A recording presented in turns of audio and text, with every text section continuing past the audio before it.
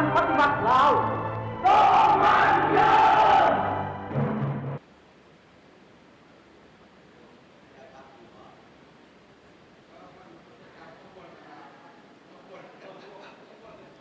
ยกสูงความสามารถนำพาและลักษณะน้ำหนาของพรรค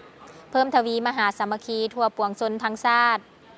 ยึดมั่นแนวทางเปลี่ยนแปลงใหม่อย่างรอบด้านและมีหลักการปกปักรักษาและพัฒนาประเทศชาติตามทิศยืนยงสู่จุดหมายสังคมนิยมอย่างหนักแน่นนี่แม่นคำขวัญกองประชุมใหญ่ผู้แทนทั่วประเทศครั้งที่10ของพรรคประชาชนปฏิบัติลาวสบายดีท่านผู้ชมที่เคารพยินดีต้อนรับบรรดาท่านเข้าสู่รายการก่อสร้างพรรคทางสถานีโทรภาพแห่งชาติท่านผู้ชมมาพบกับรายการก่อสร้างพรรคในมื้อนี้ก็อยู่ในท่ามกลางบรรยากาศแห่งความเอกอ้างทะนงใจของปวงชนลาวทั้งชาติที่มีต่อพรรคเฮาที่ได้เฮ็ดสำเร็จกองประชุมใหญ่ครั้งที่10ของตนอันเป็นกองประชุมที่ได้วางภารกรรมประวัติศาสตร์แห่งการนำพาประชาชนเฮาสืบต่อสร้างสาและบูรณะระบอบประชาธิปไตยประชาชนตามจุดหมายสังคมนิยมเทื่อละก้าวท่านผู้ชมคือดังที่ฮู้นำกันแล้วว่ากองประชุมใหญ่ผู้แทนทั่วประเทศครั้งที่10ของพรรคได้ไขขึ้นและอัดลงด้วยผลสำเร็จอันจบงามในระหว่างวันที่18ถึง22มังกร2016โดยได้มีบรรดาคณะบริหารงานศูนย์กลางพรรคผู้แทนสมบูรณ์ที่มาจากอ้อมข้างศูนย์กลางและท้องถิ่นทั่วประเทศจำนวน685สหายหญิง83สหายที่เป็นตัวแทนให้แก่สมาชิกพรรคทั่วประเทศ 260,000 กว่าสหายพร้อมด้วยแขกถึกเชิญเข้าร่วมอย่างหลวงหลายกองประชุมใหญ่ผู้แทนทั่วประเทศครั้งที่10ของพรรคประชาชนปฏิบัติลาว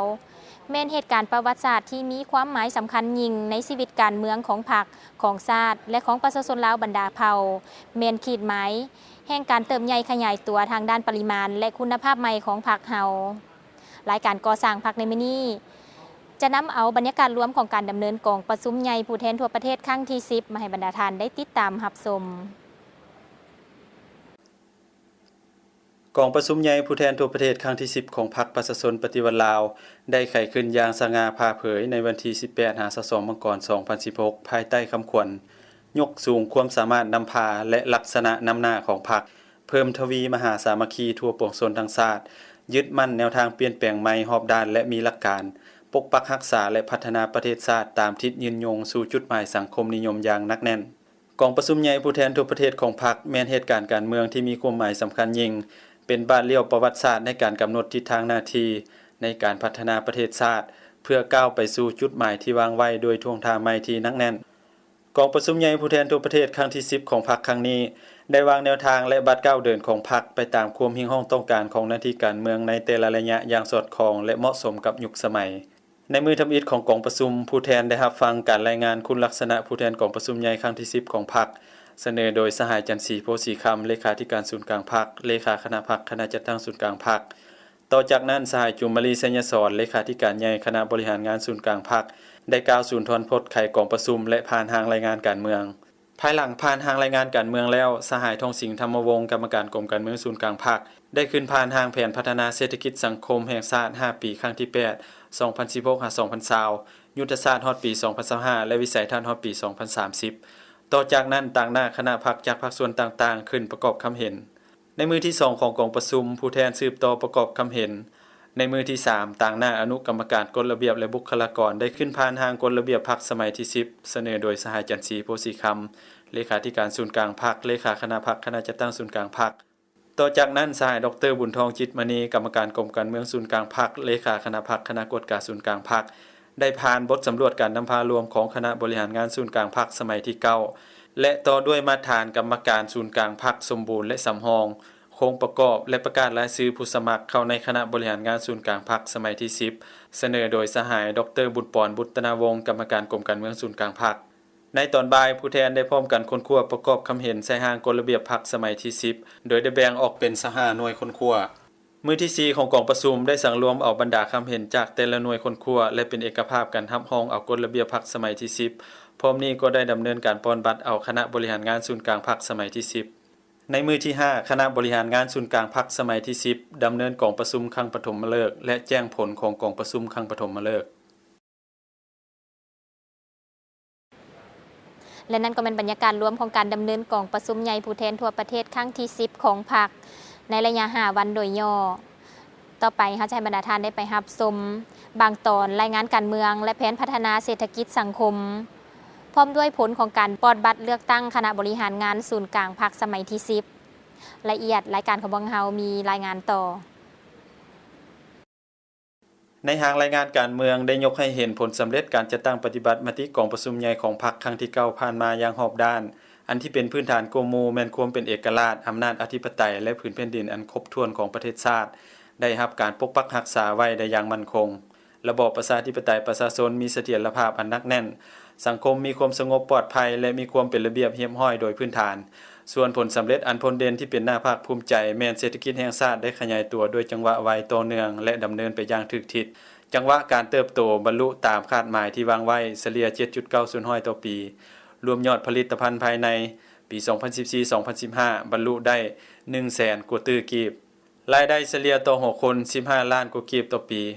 ปัญหาสำคัญแม้นสามารถบรรลุในการแก้ไขความทุกข์ยากของประชาชนเฮ็ดให้รายได้ตัวจริงของประชาชนเพิ่มขึ้นโครงประกอบเศรษฐกิจได้หันเปลี่ยนอย่างตั้งหน้าไปตามทิศพัฒนาการผลิตกสิกรรมเป็นสินค้า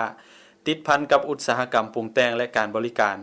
คงเขตวัฒนธรรมสังคมได้รับการขยายตัวทั้งทางด้านปริมาณและคุณภาพอันพ้นเด่นแม้นการปฏิบัติเป้าหมายสหัสวรรษด้านการพัฒนา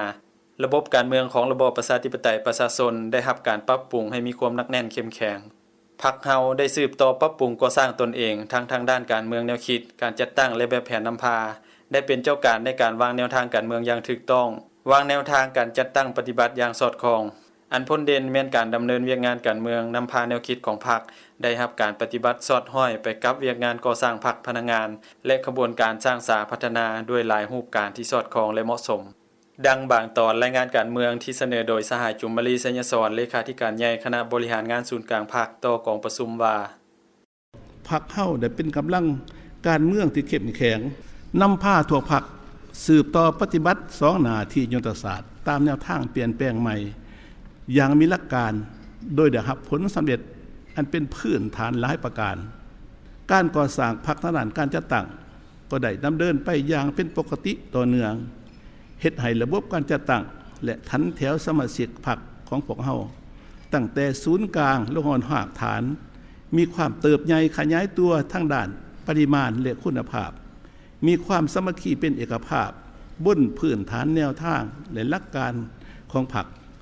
ประชาธิปไตยภายในพรรคและชิดเป็นเจ้าของสมาชิกพรรคสืบต่อได้รับการเสริมขยายอย่างตั้งหน้าศูนย์กลางพรรคก็คือคณะพรรคขันต่างๆได้ยึดมั่นปฏิบัติแบบแผนและวิธีนำพาติดแทดกับหากฐานประชาชนติดแทดกับหน้าที่เวียกงานตัวจริงในซุ่มปีหลังมานี้พวกเฮาได้ประกอบพนักงานและเพิ่มความเข้มแข็งให้แก่ขันเมืองและขันหากฐานได้ปรับปรุงยกคุณภาพของเวียกงานกวดกาโดยได้วางระบอบกลไกระเบียบการเกี่ยวกับการกวดกาการปรับปรุงกงจักการจัดตั้งคณะกวดกาแต่ละขันเวียกงานกวดกาได้ประกอบส่วนอย่างตั้งหน้าเข้าในการปรับปรุงก่อสร้างพรรคพนักงานการปรับปรุงกงจักการจัดตั้งและการคุ้มครองบริหารรัฐให้มีความโปร่งใสนักแน่นและเข้มแข็งสังรวมแล้วการจัดตั้งปฏิบัติมติของกองประชุมใหญ่ครั้งที่9ของพรรคในระยะ5ปีที่ผ่านมาพวกเฮาเห็นได้อย่างแจ้งว่าปัจจุบันนี้สมนาของประเทศชาติได้มีการเปลี่ยนแปลงอย่างใหญ่หลวงบ่ว่าอยู่ตัวเมืองก็คือชนบทล้วนแต่ได้มีการรักษาในการสร้างสาพัฒนาระบบการเมืองมีความเข้มแข็งและหนักแน่นสังคมมีความสามัคคีปรองดองมีความสงบและเป็นระเบียบเรียบร้อยโดยพื้นฐานเศรษฐกิจขยายตัวอย่างต่อเนื่องวัฒนธรรมสังคมมีการเปลี่ยนแปลงอย่างต่างหน้าชีวิตการเป็นอยู่ด้านวัตถุหรือด้านจิตใจของประชาชนบรรดาเผ่าได้รับการปั้วแปลงให้ดีขึ้นกว่าเก่าบทบาทอิทธิพลของประเทศเฮาต่อภาคพื้นและสากลนับมือนับเด่นขึ้นสามารถยั่งยืนโดยความเบิกอ้างทะนุงใจว่าบ่มียุคใดสมัยใดที่ประเทศชาติของพวกเฮามีความสงบและได้มีการพัฒนาเจริญก้าวหน้าในยุคที่มีพรรคนำพา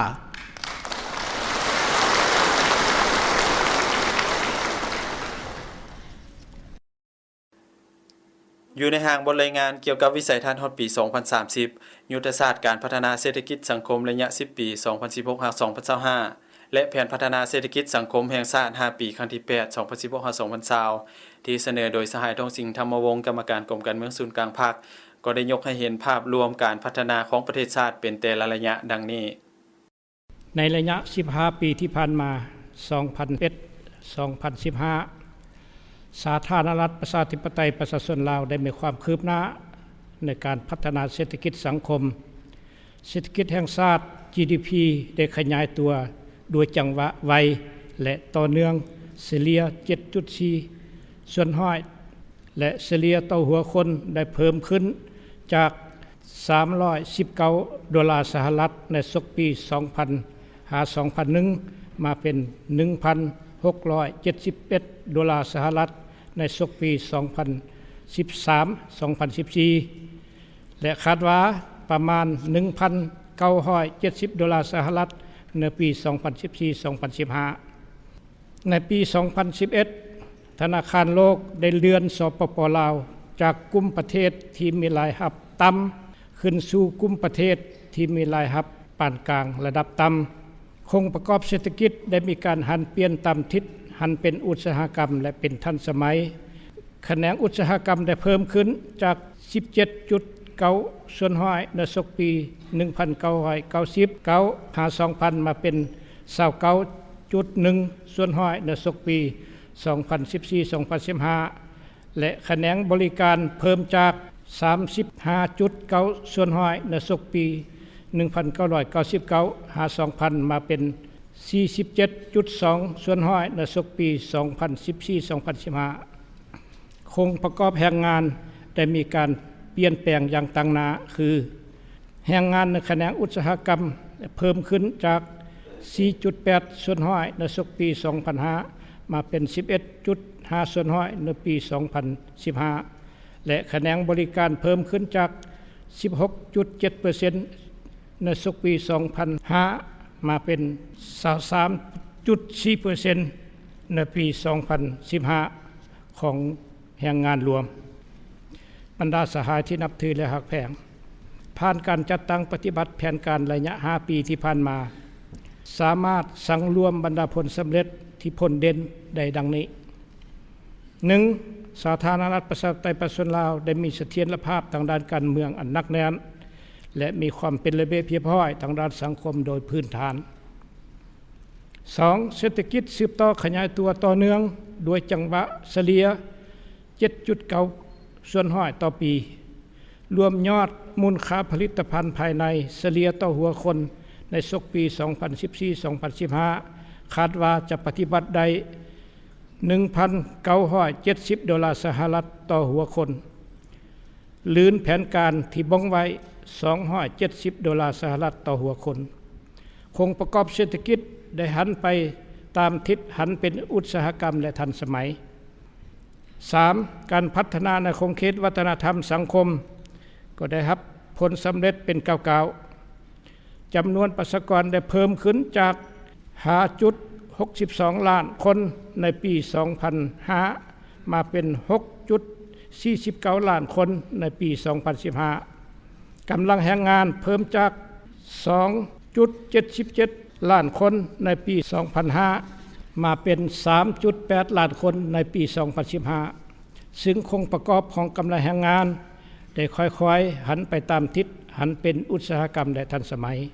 ได้เฮ็ดให้จำนวนครอบครัวทุกข์ยากในปี 2015 ยังเหลือเพียง 6.59 ส่วนห้อยของครอบครัวทั้งหมดลื่นคาดหมายของแผนกำหนดไว้จำนวนครอบครัวที่มีไฟฟ้าใช้ในทั่วประเทศได้บรรลุประมาณ 89.6 ส่วนห้อยของครอบครัวทั้งหมดลื่นคาดหมายของแผนการเพราะว่าแผนการที่วางไว้ในแผนการ 5 ปีครั้งที่ 7 แม่น 80 ส่วนห้อยการพัฒนาทรัพยากรมนุษย์ได้รับการเอาใจใส่อย่างต่างหน้ามาฮอดปัจจุบันได้ประกาศจบชั้นประถมระบบบำรุงในขอบเขตทั่วประเทศ 4. ด้านการคุ้มครองและการบริหารได้ปรับปรุงกงจักรการจัดตั้งของรัฐอยู่ขั้นศูนย์กลางและท้องถิ่นให้มีความเข้มแข็ง และสอดคล้องกว่าเก่าได้ปรับปรุงรัฐธรรมนูญและสร้างกฎหมายต่างๆหลายฉบับ5ผ่านการจัดตั้งปฏิบัติเวียกงาน3สร้างใน2ปีกว่าที่ผ่านมาบรรดาคณะการศูนย์กลางและท้องถิ่นรวมทั้งประชาชนได้เอาใจใส่จัดตั้งปฏิบัติเวียกงานดังกล่าวอยู่ใน52เมืองและ109บ้านเป้าหมายทดลองอย่างเป็นขบวนซึ่งได้เป็นปัจจัยสุกยุให้ท้องถิ่นหากฐานมีการพัฒนาและมีการเปลี่ยนแปลงอย่างรอบด้าน6สปป.ลาวได้ประสบผลสำเร็จอย่างน่าพึงพอใจในการร่วมมือกับภาคพื้นและสากลโดยสืบต่อปฏิบัติแนวทางการต่างประเทศสันติภาพเอกราชมิตรภาพและการร่วมมือเปิดกว้างการร่วมมือทางด้านเศรษฐกิจกับต่างประเทศได้มีประสิทธิภาพและประสิทธิผลสูงขึ้นผลสำเร็จในการจัดตั้งปฏิบัติมติของประชุมใหญ่ครั้งที่9ของพรรคแม่นใหญ่หลวงและมีความหมายสำคัญต่อบัดก้าวเดินของพรรคก็คือของประเทศชาติแต่พรรคเฮาก็รับรู้ว่าการนำพาจัดตั้งปฏิบัติมติของประชุมใหญ่ครั้งที่9ของพรรคผ่านมายังมีข้อคงค้างจำนวนบ่น้อยที่จะต้องได้ตั้งหน้าเอาใจใส่แก้ไขเป็นต้นแม้นการศึกษาอบรมการเมืองแนวคิดถึงว่าได้เอาใจใส่ดำเนินด้วยหลายรูปการและหลายระดับแต่ความรับรู้เข้าใจต่อแนวทางเปลี่ยนแปลงใหม่ของพรรคยังบ่ทันลึกซึ้งการหันเนื้อในมติของกองประชุมใหญ่ครั้งที่9ของพรรคก็คือมติต่างๆให้เป็นละเอียดแม้ยังมีความศักษาเศรษฐกิจถึงว่าได้มีการเติบโตแต่โดยพื้นฐานยังบ่ทันนักแน่นโครงประกอบเศรษฐกิจถึงจะมีการหันเปลี่ยนแต่การนำใช้วิทยาศาสตร์เทคนิคเทคโนโลยีเข้าใส่การผลิตยังจำกัดการลงทุนของรัฐขาดการสมส่วนการคุ้มครองการลงทุนของรัฐบ่ทันเข้มงวดการนำใช้งบประมาณของรัฐยังฟุ่มเฟือยและหัวไหลหลายการปฏิบัติวินัยแผนการวินัยการเงินยังบ่ทันเข้มงวดเท่าที่ควรพาให้เกิดปัญหาหนี้สินคลุมเครือแก่ยาวแก้ไขได้ยากและขาดความโปร่งใสการพัฒนาทรัพยากรมนุษย์ยังบ่ทันสอดคล้องกุมเกี่ยวกับการพัฒนาเศรษฐกิจสังคมบ่ทันสามารถตอบสนองความเรียกร้องต้องการของการปฏิบัติหน้าที่การเมืองของพรรครัฐเพื่อสืบต่อนำพาประเทศชาติก้าวขึ้นตามแนวทางของพรรคกองประชุมได้วางทิศทางรวมและคาดหมายใหญ่จำนวนหนึ่งดังนี้เมื่อฮอดปี 2030 ประเทศชาติสืบต่อมีเสถียรภาพทางการเมืองที่มั่นคงและมีความสงบปลอดภัยทางสังคมอย่างหนักแน่นขนาดเศรษฐกิจหรือรวมยอดผลิตภัณฑ์ภายใน GDP ให้หลายกว่าปี 2015 ถึง 4 เท่าฮอดปี 2025 ประเทศเฮาจะเป็นประเทศที่มีรายรับปานกลางรวมยอดมูลค่าผลิตภัณฑ์ภายใน GDP จะลื่นปี 2015 2 เท่าและใน 5 ปีต่อหน้านี้ 2016-2020 ประเทศชาติจะหลุดพ้นออกจากความด้อยพัฒนารวมยอดผลิตภัณฑ์ภายในเฉลี่ยใส่พลเมืองผู้หนึ่งจาก 15 ล้านกีบในปี 2015 ให้ได้ 25 ล้านกีบในปี 2020 เมื่อฮอดปี 2030 รวมยอดมูลค่าผลิตภัณฑ์ภายใน GDP หลายกว่าปี 2015 ถึง 4 เท่าตัว 4 เท่ากว่าการพัฒนาแบบยืนยงได้ก้าวเข้าสู่ล่วงลึกเศรษฐกิจมีการเติบโตมั่นเที่ยงนักแน่นต่อเนื่องมีความยืนยงเป็นประเทศที่มีรายรับปานกลางสูงมีความสามารถเป็นเจ้าตนเองทางด้านการเงินอย่างนักแน่นเมื่อฮอดปี 2025 ประเทศเฮาจะเป็นประเทศที่มีรายรับปานกลางรวมยอดมูลค่าผลิตภัณฑ์ภายใน GDP จะลื่นปี 2015 หลายกว่า 2 เท่าเมื่อฮอดปี 2020 สามารถแก้ไขความทุกข์ยากของประชาชนให้ประเทศเฮาหลุดพ้นออกจากประเทศด้อยพัฒนาโดยมีรวมยอดมูลค่าผลิตภัณฑ์ภายในเฉลี่ยตัวคนให้บรรลุประมาณ 3,190 ดอลลาร์เพิ่มขึ้นลื่นปี 2015 ประมาณ 1.6 เท่าโครงประกอบเศรษฐกิจมีการเปลี่ยนแปลงไปตามทิศหันเป็นอุตสาหกรรมทันสมัยและมีความยืนยงในทางบทรายงานเกี่ยวกับวิสัยทัศน์ฮอดปี 2030 ยุทธศาสตร์การพัฒนาเศรษฐกิจสังคมระยะ 10 ปี 2016-2025 และแผนพัฒนาเศรษฐกิจสังคมแห่งชาติ 5 ปีครั้งที่ 8 2016-2020 ได้วางทิศทางรวมและคาดหมายสู่ชนเป็นแต่ละระยะอย่างกลมเกี่ยวและสอดคล้องกับการวางแนวทางนโยบายของพรรคในระยะใหม่อย่างเหมาะสมคำขวัญของวิสัยทัศน์ และยุทธศาสตร์ของการพัฒนาของพวกเฮาแมนสู่ชนพัฒนาประเทศชาติให้หลุดพ้นออกจากสถานภาพของประเทศด้อยพัฒนาในปี 2020 ก้าวไปสู่ประเทศกำลังพัฒนาที่มีรายรับปานกลางสูงตามทิศพัฒนาสีเขียวและยืนยงเมื่อถึงปี 2030 คาดคะเนว่าเมื่อฮอดปี 2030 สปป.ลาวได้สร้างบ้านเหลี่ยวไม้ในการพัฒนาให้กลายเป็นประเทศกำลังพัฒนาที่มีรายรับปานกลางสูงตามทิศเศรษฐกิจภูมิปัญญาสีเขียวและยืนยงรายได้เฉลี่ยแห่งชาติต่อหัวคนให้เพิ่มขึ้นหลายกว่า4เท่าเมื่อเทียบใส่ปี 2015 มีอุตสาหกรรมเป็นเสาค้ำและโครงสร้างพื้นฐานเศรษฐกิจที่เข้มแข็งสำหรับการหันเป็นอุตสาหกรรมและทันสมัยเศรษฐกิจตลาดตามทิศสังคมนิยมได้รับการจัดตั้งปฏิบัติอย่างเป็นระบบสังคมมีความสงบสุขมีประชาธิปไตยศิวิไลและยุติธรรมประชาชนบรรดาเผ่ามีความสามัคคีปองดองเป็นปึกแผ่นความแตกต่างกันระหว่างตัวเมืองและชนบทสั่นคนต่างๆในสังคมยับเข้าใกล้หากันฮอดปี 2025 รวมยอดผลิตภัณฑ์ภายในเฉลี่ยต่อหัวคนให้บรรลุหลายกว่า2เท่าตัวเมื่อเทียบกับปี 2015 ลดพรอัตราความทุกข์ยากของประชาชนให้อยู่ในระดับบ่เกิน5%ของจำนวนประชากรทั้งหมดในปี 2020 สู่ชนให้สร้างรายรับแห่งชาติเฉลี่ยต่อหัวคนให้ได้ประมาณ $2,500 รวมยอดผลิตภัณฑ์ภายในเฉลี่ยหัวคนให้ได้ประมาณ $3,190 ขาดมาสู่ชนทางด้านสังคมและสิ่งแวดล้อมขาดคะเนจะมีกำลังแรงงานทั้งหมดประมาณ 4.41 ล้านคนในนั้นกำลังแรงงานในแขนงกสิกรรมประมาณ 2.8 ล้านคนแขนงอุตสาหกรรมประมาณ 560,000 คนและแขนงบริการประมาณ 1.05 ล้านคนสู่ชนเฮ็ดให้แรงงานในแขนงกสิกรรมมีท่าเอียงลดลงหันไปสู่แขนงอุตสาหกรรมและการบริการหลายขึ้นสร้างและพัฒนาแรงงานหนุ่มในปี 2020 จะรวมประมาณ 65% ของประชากรทั้งหมดที่เป็นกำลังแรงงานของชาติให้มีสีมือและมีอาชีพที่มั่นคงอัตราความทุกข์ยากให้ลดต่ำกว่า 10% ของประชากรทั้งหมดในปี 2020 อัตราเข้าเรียนสุทธิชั้นประถมให้ได้ 99% อัตราการหูหนังสือของประชากรในเกณฑ์อายุ 15 ปีขึ้นไปให้ได้ 95% อัตราสมใส่น้ำสะอาดของประชาชนให้บรรลุ 90% สร้างแผนคุ้มครองสิ่งแวดล้อมแบบรอบด้านอยู่ขันแขวงขันเมืองให้ได้อย่างน้อย 50% ของแขวงที่ได้รับรองแล้วสู่ชนจัดสรร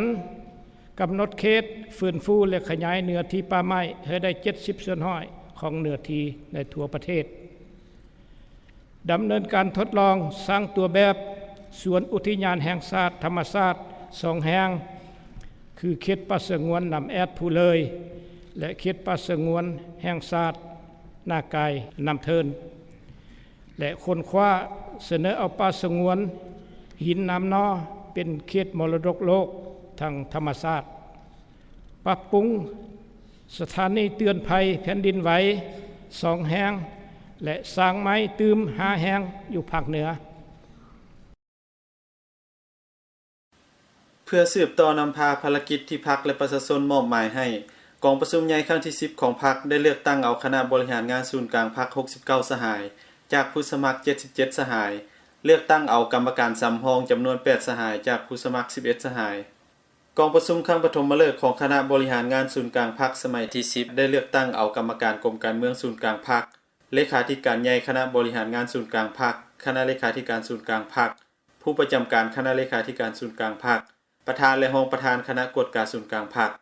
ผลกองประชุมครั้งปฐมฤกษ์ของคณะบริหารงานศูนย์กลางพรรคสมัยที่10มีดังนี้กรรมการกรมการเมืองศูนย์กลางพรรคประกอบมี11สหาย1สหายบุญยังวรจิต2สหายดรทองรุนศรีสุฤทธิ์3สหายนางปราณียาวโทตู้4สหายดรบุญทองจิตมณี5สหายดรพันคำวิภาวัน6สหายจันทร์ศรีโพสีคำ7สหายดรไสสมพรพรหมวิหาร8สหายพลโทจันทร์สมรจันยราช9สหายดรคำพันธ์พรหมทัศน์10สหายดรศิลวงศ์ขุดไพฑูรย์11สหายสอนใจศรีพันดรคณะเลขาธิการศูนย์กลางพรรคประกอบมี9สหายดังนี้1สหายบุญยังวรจิต2สหายดรบุญทองจิตมณี3สหายดรพันคำวิภาวัน4สหายจันทร์ศรีโพสีคำ5สหายดรคำพันธ์พรหมทัศน์6สหายพลโทแสงนวลไสยราช7สหายศาสตราจารย์ดรกิ๊กแก้วไขคำพิทูล8สหายพลตรีสมแก้วศิลาวงศ์9สหายพลตรีวิไลลาคำฟองกองประชุมได้เลือกตั้งเอาสหายดรพันคำวิภาวันเป็นผู้ประจำการคณะเลขาธิการศูนย์กลางพรรคด้วยคุณงามความดีอันใหญ่หลวงการอุทิศสติปัญญาและเหือแหงอย่างบ่ฮู้อิดฮู้เมื่อยร่วมกับคณะบริหารงานศูนย์กลางพรรคในการนำพาการปฏิวัติอยู่ประเทศเฮาโดยเฉพาะแม่นการนำพาภารกิจเปลี่ยนแปลงใหม่ให้ดำเนินไปอย่างถูกต้องและหนักแน่นกองประชุมครั้งปฐมฤกษ์ของคณะบริหารงานศูนย์กลางพรรคสมัยที่10ได้เป็นเอกสารกันอย่างสมบูรณ์เลือกตั้งสหายบุญยังวรจิตเป็นเลขาธิการใหญ่คณะบริหารงานศูนย์กลางพรรคสมัยที่10พร้อมนี้กองประชุมครั้งปฐมฤกษ์ยังได้เลือกตั้งเอาคณะกฎการศูนย์กลางพรรค9สหายโดยมีสหายดรบุญทองจิตมณีเป็นประธานกองประชุมใหญ่ผู้แทนทั่วประเทศครั้งที่10ของพรรคครั้งนี้มีผู้แทนสมบูรณ์เข้าร่วม685สหายยิ่ง83สหายที่เป็นตัวแทนให้สมาชิกพรรคทั่วประเทศ 268,000 กว่าสหายและนั่นก็แม่นบรรยากาศรวมของการดำเนินกองประชุมใหญ่ผู้แทนทั่วประเทศครั้งที่10ของพรรคท่านผู้ชมกองประชุมใหญ่ผู้แทนทั่วประเทศครั้งที่10ของพรรคได้อัดลงด้วยผลสำเร็จอันจบงามกองประชุมครั้งนี้ยังเฮียงห้องมายังสมาชิกพรรคพนักงานทหารตำรวจตลอดฮอดพ่อแม่ประชาชนลาวบรรดาเผ่าพร้อมทั้งพี่น้องร่วมชาติอยู่ต่างประเทศจงพร้อมกันค้นคว้าเสื่อมซึมเนื้อในจิตใจมติกองประชุมใหญ่ครั้งนี้และประกอบส่วนเข้าในการจัดตั้งปฏิบัติให้เกิดมากผลพิเศษแม่นบรรดาสหายคณะบริหารงานศูนย์กลางพรรคสมัยที่10ที่ได้รับความไว้เนื้อเชื่อใจจากกองประชุมครั้งนี้แล้วจะได้เสิร์ชสู่ความรับผิดชอบสูงขึ้นกว่าเวลาใดๆและเป็นแบบอย่างนำหน้าในการค้นคว้าเสื่อมซึมมติก็คือการปลุกระดมสุขยุและจะตั้งซี่นำในการปฏิบัติตัวจริงให้เป็นขบวนการฟดฟื้นกว้างขวางและต่อเนื่องตามเป้าหมายรวมของมติกองประชุมใหญ่ผู้แทนทั่วประเทศครั้งที่10ของพรรคได้กำหนดไว้และนั่นก็เป็นเนื้อหาสาระของรายการก่อสร้างพรรคประจำอาทิตย์นี้ท่านผู้ชมสามารถติดตามรับชมรายการก่อสร้างพรรคได้ทุกๆวันจันทร์และวันพุธซึ่งวันจันทร์แม่นเวลา 20:10 นาทีส่วนวันพุธแม่นเวลาเที่ยง30 นาทีรายการของพวกเรามีเวลา30 นาทีท่านผู้ชมหากท่านผู้ชมท่านใดหากมีคำตำหนิติชมต่อทางรายการก็กรุณาติดต่อเข้ามาได้ที่สำนักงานคณะจัดตั้งศูนย์กลางพรรคคณะบรรณาธิการวารสารก่อสร้างพรรคหมายเลขโทรศัพท์021-911-229 021-911-227มาฮอดนี้พิธีกรพร้อมด้วยทีมงานรายการก่อสร้างพรรคขอลาท่านผู้ชมไปด้วยภาพบรรยากาศการแสดงศิลปะชมเชยกองประชุมใหญ่ผู้แทนทั่วประเทศครั้งที่10ของพรรคสุขได้ประเสริฐพรได้เลิศล้ำขอเกิดแด่ท่านผู้ชมทุกๆท่านสบายดี